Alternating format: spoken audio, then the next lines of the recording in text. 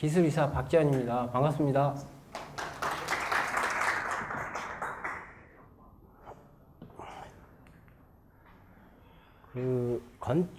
건축이라는 이제 그 프로세스가 좀 많이들 고민들 많이 하시고, 그 다음에 집 짓는 것도 힘들어 하시고, 그래서 이렇게 많이들 알아보시고, 이런 세미나 강의도 들으시고 하시는데, 일단은 건축에 대한 전반적인 프로세스가 어떤 건지 좀 알아야 내가 그때 뭐가 필요한지 좀 아실 것 같아서, 여기 내용을 좀 아시는 분도 있을 것인데, 꼭 이런 틀은 아니지만 기본적으로 이런 식으로 뭐 건축 설계부터 해서 시공까지 이렇게 움직인다는 거를 좀 설명을 드리고, 그리고 나서 좀 디테일하게 설명을 드릴게요.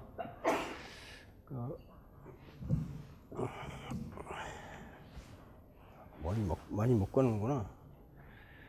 이제 건물을 지으면 일단 본인이 땅을 사시든 갖고 있든 이제 뭔가가 땅을 갖고 있어야 되는데, 토지를, 그 토지에 대해서 거기다가 내가 뭐를 줄 건지를 또 고민을 하셔야 되잖아요.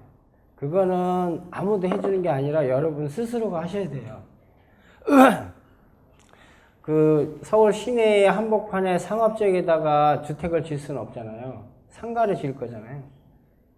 그런 식으로, 그 다음에 어디 강북의 망원동이든 망우동이든 이런 데 가면 단독주택들이, 다세대 주택이나 다가주택 쭉 있으면 그런 땅 부지에 내가 매입을 하거나 갖고 있다면, 다가구나 다세대로 설계를, 이제 건물을 지어야 되겠죠. 그런 것들은 이제 여러분들이 이제 현지에서 많이 파악을 하니까 여러분들이 그런 기본적인 거는 갖고 있으셔야 돼요. 그 다음에 예를 들면 다가구를 짓는데 기본적으로 설계를 하게 되면 용적이나 가구수를 많이 잡을 거란 말이죠. 그걸 누구나 설계할 때 다 똑같은 생각을 갖고 있는데, 자, 다가구에도 원룸이 있고 투룸이 있고 쓰리룸이 있어요. 그러면 그 지역에 투룸이 잘 나가는지 쓰리룸이 잘 나가는지, 여기 학교, 대학교가 있으니까 원룸이 잘 나간다는지, 이런 것들을 여러분들 스스로 파악을 좀 하셔갖고, 아, 내가 이 땅에는 다가구를 짓고 투룸짜리를 지어야 되겠다. 그래서 최대한 용적률을 많이 확보하고 가구수를 많이 확보해야 되겠다라고 하면, 그때 이제 설계 사무실에 이제 의뢰가 가야 돼요. 그때 설계 사무실 나름대로 검토는 하지만 선생님들이 갖고 있는 땅의 그 현황이라든가 그쪽 지역의 분위기는 아무래도 여러분들이 제일 많이 알고 계시기 때문에, 그렇게 나름대로 건물을 지으려고 생각하실 때 그런 사전에 주변 조사를 하셔서 내가 어떤 식으로 건물을 설계를 하겠다라는 거를 기본적으로 갖고는 가셔야 돼요. 근데 대부분이 보시면 그런 생각이 별로 없으신 분들이 많아요. 보면 그냥 알아서 해주세요 이렇게 하시는 분들이 많거든요.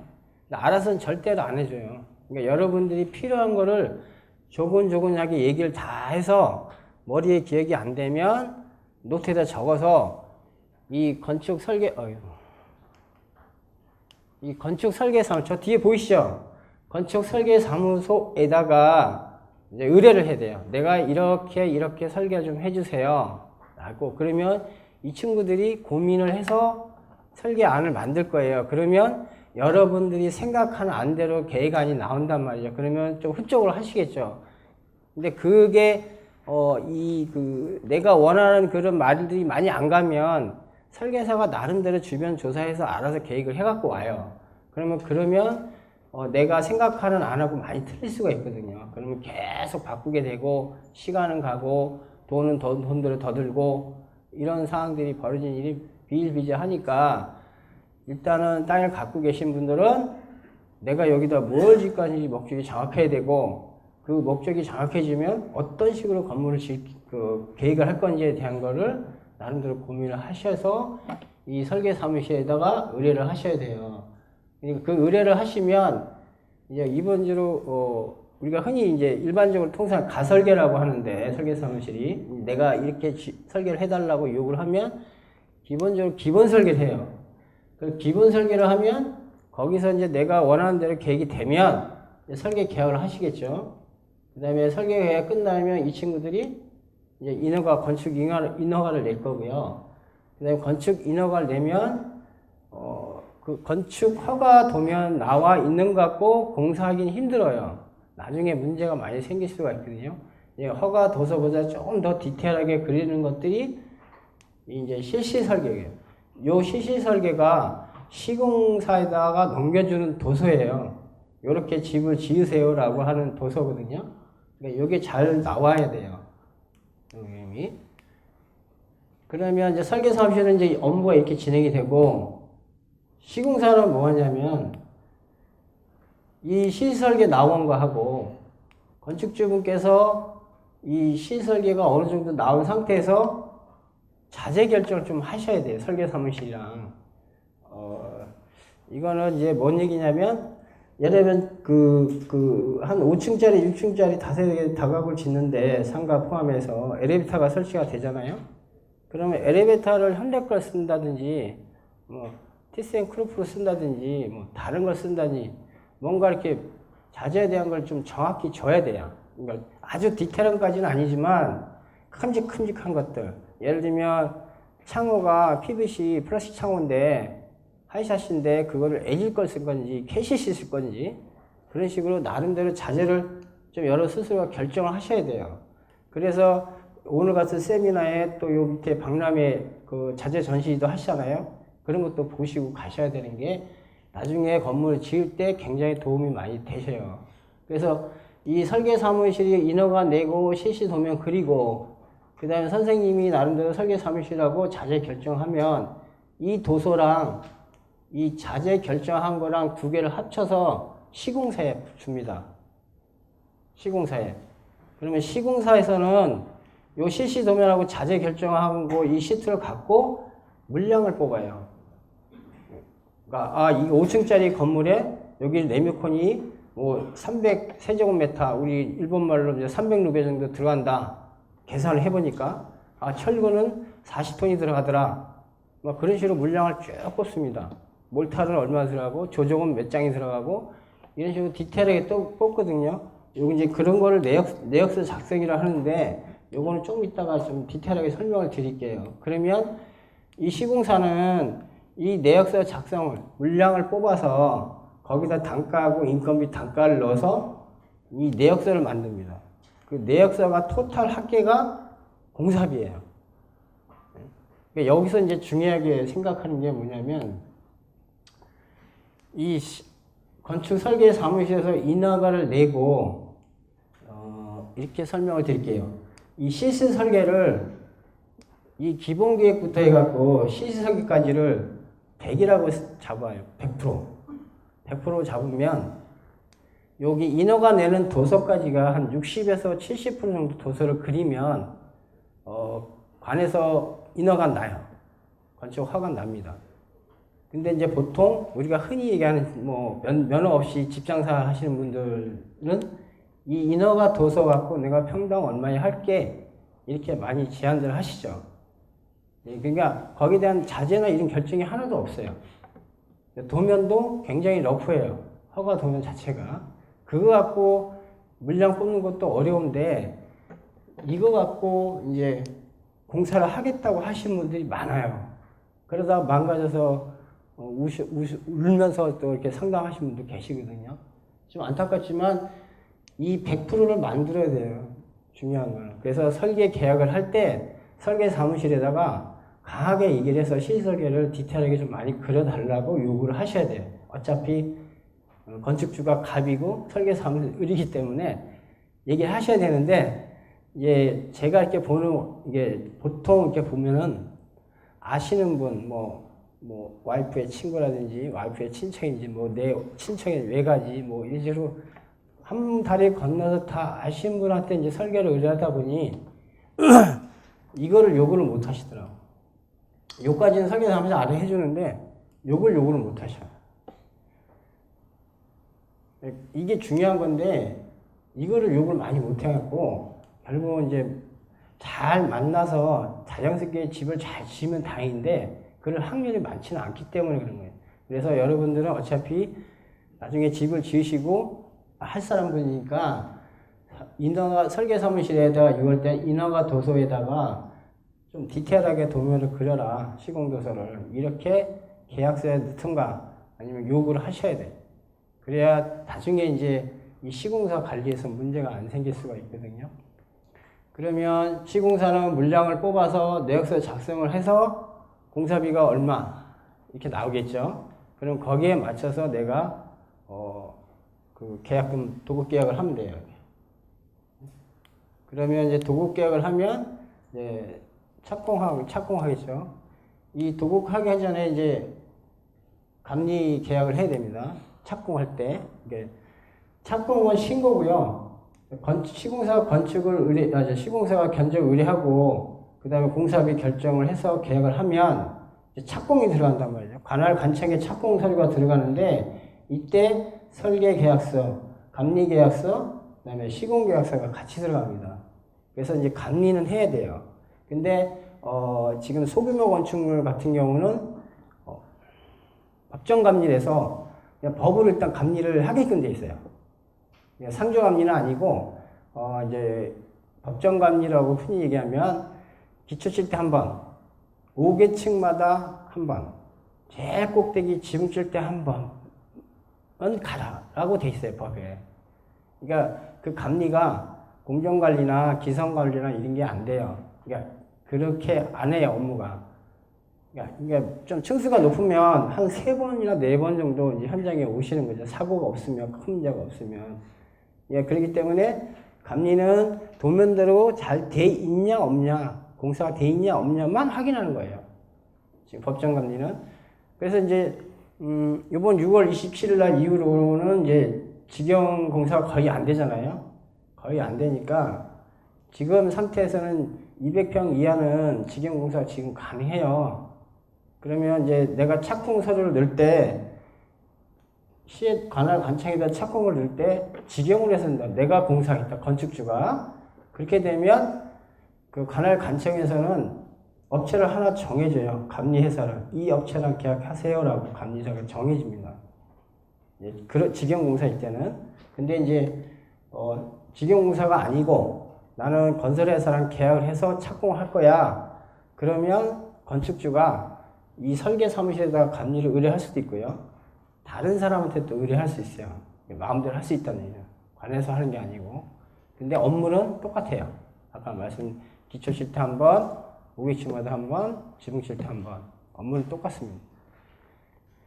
그래서 감리 계약 서류가 들어가서 착공하고, 그 다음에 이제 공사를 하면서 이제 시공비를 이제 지출을 해야 되잖아요. 공사를 달라고 할 텐데, 보통 소규모 건축물은 월로 기성 청구를 해요.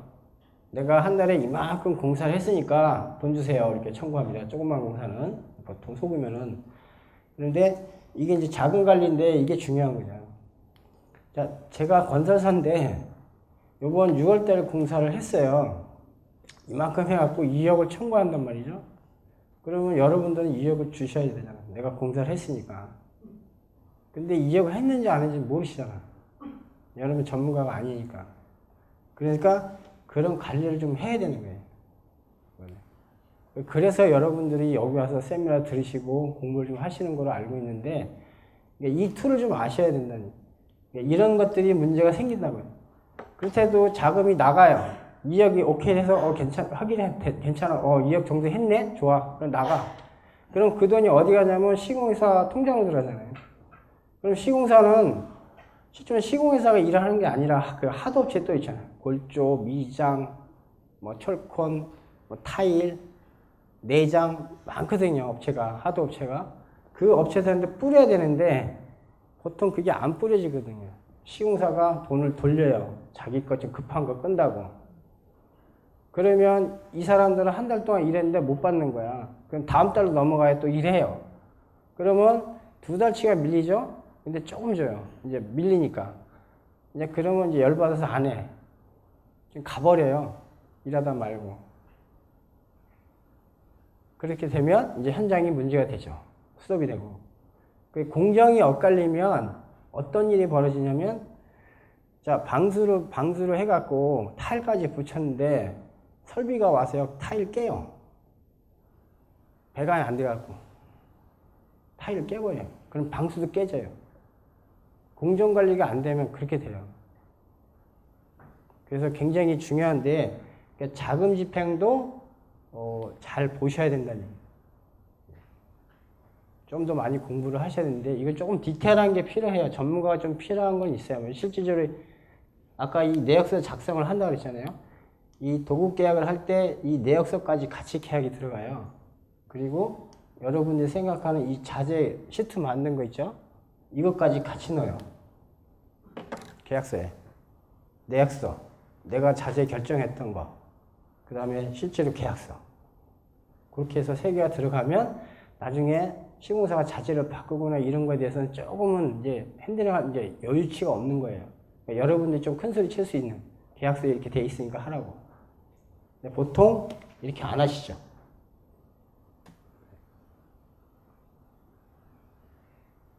그래서 중요한 거는 제가 이제 강조드릴 거는 설계 사무실에다가 내가 어떤 거를 지을 건지에 대한 걸 정확히 좀 알고 있어야 되고 그렇게 오더를 주셔야 돼. 그거 하나 하고 그 다음에 시설계 공사를 할 수 있는 도서 디테일한 도면을 그려라라는 이거. 그 다음에 여러분들이 생각하는 거는 건축주는 자재에 대한 거를 마음대로 고민을 하셔야 돼요.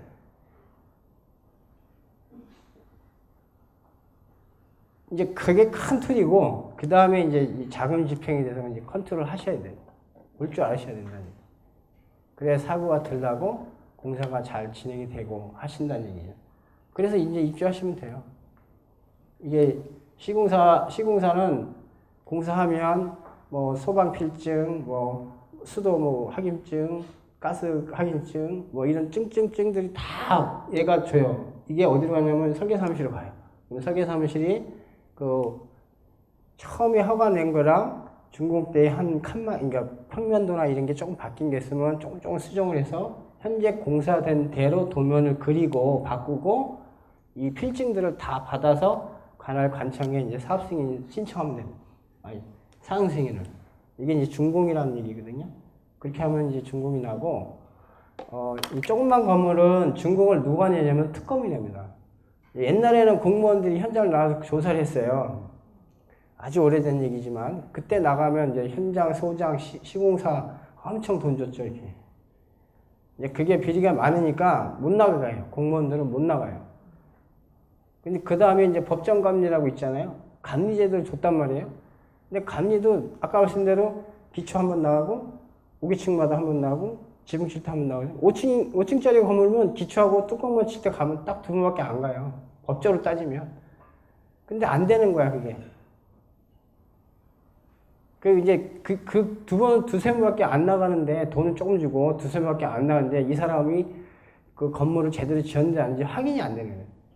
그러니까 특검제도만 특검제도. 자, 설계 사무실이 설계를 했어요. 그 다음에 내가 지경을 했다 치면 자, 뭐 관할 관청에서 감리업체 하나 지정했어. 그래 건물을 지었어요. 시공사를 해갖고 자 이제 준공을 받아야 돼. 이제 준공 접수를 해요. 관할 관청에. 그러면 관할 관청이 또 뺑뺑이 돌려서 특검을 잡아요. 이게 또 설계 사무실입니다. 그러면 관할 관청 안에 있는 설계 사무실, 관내에 있는 설계 사무실 중에 하나가 걸리겠죠. 누구든 이렇게 돌려서 차니까 추첨으로 하니까 그분이 와서 현장을 조사를 다 해요. 다. 그래서 사인 이상 없습니다 하고 레타가 관할 관청으로 가면 준공이 납니다. 그 업무 대행을, 현장 조사 업무 대행을 이제 특검이 하는 거예요. 근데 옛날에는 특검도 대충 이렇게 봐주고 했으면 같은 업계니까. 근데 이제 요즘 무너지고 많이 하니까 굉장히 강화됐어요. 나중에 준공 이후에가 뭐가 문제돼도 특검이 지금 문제가 되거든요. 이게 특검까지 이제 옛날 것까지 잡아다가 같이 너가 제대로 안 했으니까 너 벌금을 낸다든지 면을 취소시킨다든지 할 거야. 이래 버리니 특검도 이제 봐주진 않아요. 옛날에서는. 그냥 도면대로 법대로 제대로 해야 특검도 쉽게 넘어갈 수 있다라는 말씀을 드리겠습니다. 그래서 이번 프로세스가 이렇게 여러분들이 사업을, 집을 지으려면 사업을 하려면 이런 프로세스가 간다는 것을 말씀을 드렸습니다. 이제 평면인데 하나를 보면 이게 잘 보이려나 모르겠는데 자, 여기에 계단에 엘리베이터가 있고 그러니까 계단을 올라와서 엘리베이터에서 이렇게 한 세대 한 세대 이렇게 들어가는 평면이거든요. 가만히 보시면 요 화장실 옆에 요거 X라고 되어 있는 게 있어요. 네? 어디 하나 또 있었는데 여기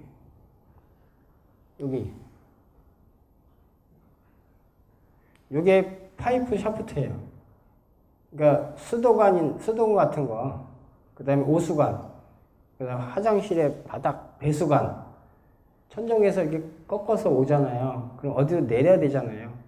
쭉 가서 여기가 이렇게 엑스라는 슬라브가 오픈됐다는 거죠. 구멍이 뚫려 있다는 거죠. 벽으로 쌓았지만, 그러니까 이게 수직으로 쭉 뻥 뚫려 있는 거예요. 그럼 파이프라인이 쭉 내려가겠죠. 이제 그렇게 이게 설계가 돼 있는 거예요. 이렇게. 근데 이 집 보면 이거 뭐 단층짜리인데 이거 없어요. 없어요. 여기 2층 건물이라면 이게 2층 평면 들어가면은 이런 파이프 샤프트가 없어요. 그러면 이 배관이 어디로 가는지 알아요? 여기 벽 속으로 숨어요. 벽 속으로 숨어 들어가요. 그러면 뭔 일이 상상이 가시잖아. 잘 빠지면 상관없는데 막히고 보살 나오면 머리 아픈 거야 이건.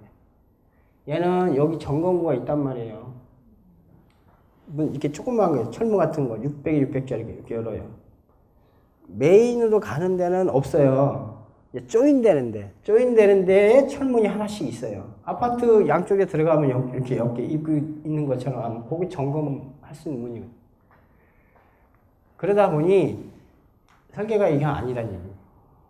그런 걸 말씀해요. 그러니까 다음에 설계를 하실 때도 상부로 올라간 라인을 별도로 좀 잡아라. 샤프트를 둬라. 이렇게 설계사무실에 의뢰를 하셔야 돼요.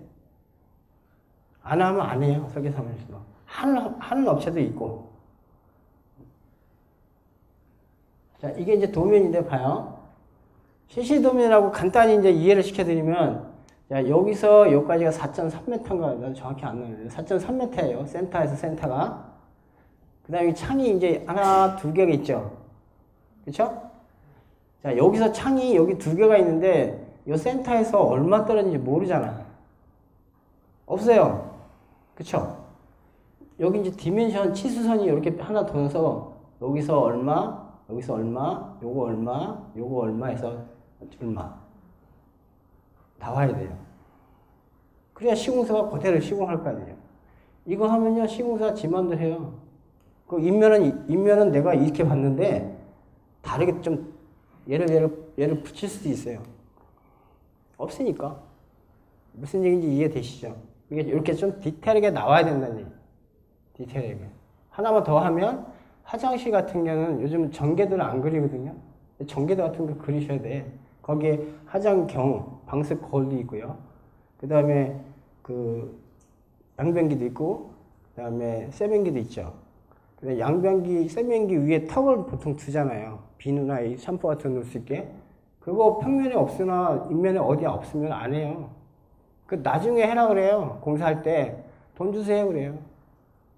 돈 더 줘야죠. 그러니까 미리미리 그러니까 디테일하게 도면을 그려놔야 된다는 얘기를 말씀드리는 거예요. 이게 단면도도 마찬가지예요. 요것만 간단히 설명할게요. 아까 내역서라고 내가 말씀을 드렸잖아요. 요거예요. 이게 원가 계산한 전체 내역서예요. 더 디테일하게 하면, 자, 건축공사에는, 여기구나. 이걸로 볼까? 건축공사가, 예를 들면, 재료비가 얼마고, 노무비가 얼마고, 경비가 얼마에서 합계 얼마, 기계, 재료비, 노무비 얼마, 전기, 재료비, 노무비 얼마, 토탈 얼마 이렇게 나왔죠. 요거는 실적인 거예요. 실비로 들어갈 수 있는 거고 여기서 한 단계 더 위로 올라가면 여기지. 요 금액, 요 5억 4천짜리 요 금액이 이 앞으로 타요. 직접 재료비 3억 4천짜리가 3억 4천 여기 나왔죠. 이게 이제 여기로 타는 거예요. 이거지? 여기 타는 거예요, 이렇게. 아까 노무비 있죠? 타요. 그 다음에 기계경비, 산재보험료, 고용보험, 건강료, 이게 프로테이지가 있어요. 요거는 공사비 따라서 이 프로테이지는 달라져요. 근데 굳이 이런 건 여러분 알 필요 없고요. 이렇게 이제 공사비가 커지면 커질수록 이 프로테이지는 조정이 돼요.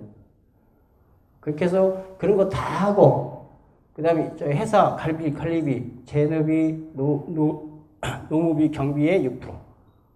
그래서 토탈 얼마. 그래서 내 거 이윤 해서 나는 6억 4천에 공사를 할 거야. 이 얘기예요. 실제로 들어간 건 5억 4천인데, 이제 아까 어디 있어? 이게 이제 원가 계산을 돌리면서, 이렇게 고용보험, 그 다음에 관리비, 이윤 다 합쳐서 내가 6억 4천에 공사를 할 수 있어요. 라고 제안하는 겁니다. 이해가 되시죠? 여기까지는.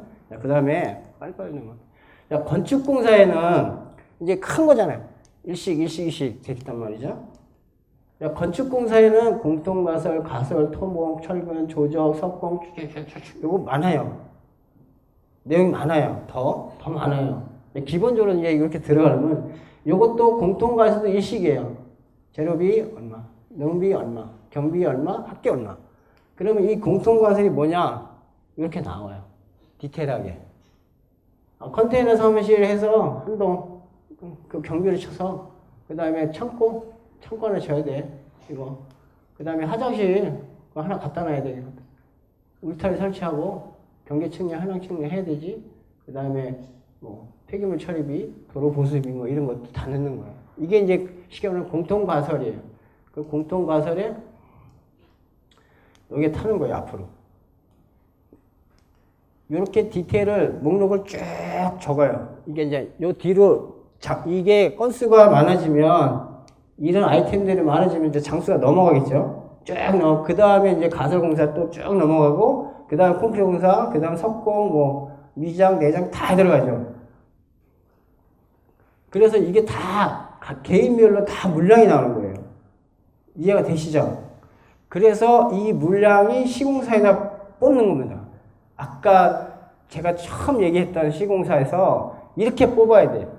이렇게 뽑아서 여러분한테 나 얼마에 할게 그래요. 근데 보통 사람들은 어떻게 하냐면 그냥 요거예요. 요거에다가 일식 얼마 이렇게 디테일도 안 나와요. 이렇게 해서 나 얼마에 할래?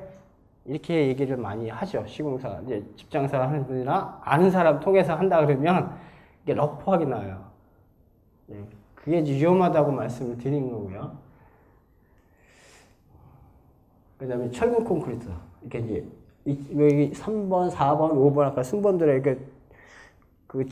총괄 직계표가 있는 거고, 가설, 뭐, 공통, 콘크리트, 쭉 석공사, 나무, 쭉 총괄 있고, 그 뒤에 이제 한 장씩 그 뒤로 딱 들어가요, 다. 이렇게 수량량 다. 이건 이제 자기네가 다 물량을 뽑는 거죠. 여기까지 이해되시죠? 여기 뭐야? 끝난 거야? 뒤에 하나 있지 않냐? 아유. 그럼 건축만 지금 저렇게 돼 있잖아요. 기계 전기도 똑같아요. 저렇게 나와야 돼. 그래야 수량이나 이런 게 나오고 저 내역서의 근거에 의해서 내가 한 달에 오늘 요번에 공구리가 100루베 들어갔어. 100루베 청구하는 거예요. 내역서의 근거에 의해서. 그래서 그게 확인이 되는 겁니다. 이제 그래야 이제 자금 관리가 된다고 말씀을 드린 거고, 이제 법은 요거는 이제 요거만 간단히 설명하고 할게요. 이제 법이라는 게 건물을 지으면 건축법 시행령, 건축법 시행 규칙이 있거든요. 단순하게 어렵게 생각하지 마시고, 자, 건축법은 대한민국에 건축을 지을 수 있는 법, 큰 거예요. 그냥 어바웃으로. 대한민국 전국을 생각을 해서 상대로, 야, 건축을 지어. 이렇게. 크게. 그러니까 디테일한 게 없이 크게 이제 나온 거고, 그거를 국회에서 제정을 하면 대통령령이 이제 시행령이거든요. 대통령이 그러니까 건축법을 만들어서 이렇게 하라고 했어. 디테일이 안 났단 말이에요. 아 그래? 그럼 내가 거기를 좀 조금 디테일하게 정리를 하는 거야. 대통령이 아 그렇게 전국에 건축을 지으면 건축법으로 건축을 지으라고 하니까 요럴 때는 이렇게 짓고 요럴 때는 이렇게 짓고 요럴 때는 이렇게 져. 그게 시행령이에요. 조금 법보다는 조금 디테일한 거고. 근데 대통령도 어바웃이야. 그러니까 이제 그 국토부 장관이죠 지금. 국토부 장관이 아씨 그건 아니야. 좀 더 디테일하게 잘라. 더 세밀하게 자르는 거예요. 더 세밀하게. 그래서 한 법을 하면 쭉 이렇게 훑어야 돼요. 그래야 법 내용을 알고요. 이제 그런데 대통령령이 아 이거는 제주도는 니네가 좀 알아서 해. 야 이거 경상도는 니가 좀 알아서 해. 그러면 조례로 넘겨버려요. 조례로. 그럼 제주시 조례, 서울시 조례, 경기도 조례, 뭐 성남시 조례, 조례로 넘어가요. 법에서는 잡아놨는데 그 정확한 숫자 규정은 그럼 지자체 네가 해 이렇게 되는 거예요.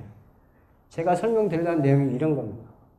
이 틀이 이해되시죠? 이거 제가 지금 설명드린 거예요. 법은 큰 틀에서 어떤 규정을 잡은 거고 그 규정에 의해서 대통령령이 조금 디테일하게 좀 잡았던 거고 거기서 더 세밀하게 잡는 게 이제 국토부 장관이 좀 잡는 거고요.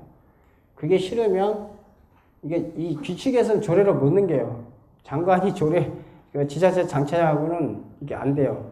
이제 대통령이 야 네가 해 이렇게 하는 겁니다. 똑같은 주차는 것보다. 그 건축 관련해서 뭐 프로세스하고 인허가나 이런 것들은 좀 대충 설명을 드렸고요.